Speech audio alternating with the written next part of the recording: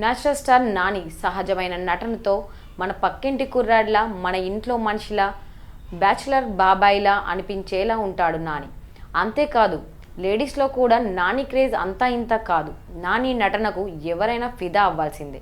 తన నటన క్యారెక్టరైజేషన్లో డిఫరెంట్ షేడ్స్ను చూపించి మెప్పించాడు. తన కెరీర్ను చాలా జాగ్రత్తగా ప్లాన్ చేసుకుంటూ వచ్చాడు. దసరా లాంటి సినిమాతో నానిలో మాస్ యాంగిల్ కూడా ఉందని నిరూపించాడు. ఇలా ఎప్పటికప్పుడు ఫ్యాన్స్కు, ఆడియన్స్కు బోర్ కొట్టకుండా అద్భుతాలు చేస్తున్న నాని మరో ప్రయోగం చేయబోతున్నాడని తెలుస్తోంది.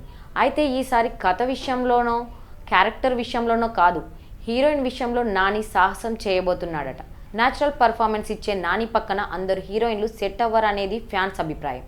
40 ఏళ్ళు వచ్చిన కుర్రాడ్లా కనిపించే నానికి హీరోయిన్లు ఏజ్ ఎంత చిన్నదైనా నాని కంటే వయసులో పెద్దవారిలా కనిపిస్తున్నారని అంటున్నారు ఫ్యాన్స్.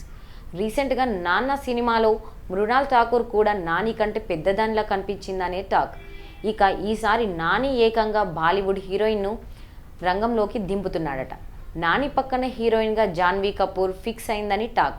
దసరా లాంటి అద్భుతమైన హిట్ తర్వాత శ్రీకాంత్ ఓదెల్తో నాని మరో సినిమా చేస్తున్నాడు. ఈ సినిమాలో హీరోయిన్గా జాన్వీ కపూర్ ఫిక్స్ అయిందని తెలుస్తోంది. అఫీషియల్ అనౌన్స్మెంట్ కాకపోయినా ఇది నిజమే అంటున్నారు సినీ వర్గాలు. అయితే నానికి జోడీగా జాన్వీ కపూర్ అనగానే పెదవి వీసుకుంటున్నారు ఫ్యాన్స్. బాలీవుడ్లో అద్భుతమైన సినిమాలు చేసిన జాన్వీ కపూర్ తెలుగు సినిమాల ద్వారా సౌత్ ఎంట్రీ ఇస్తోంది.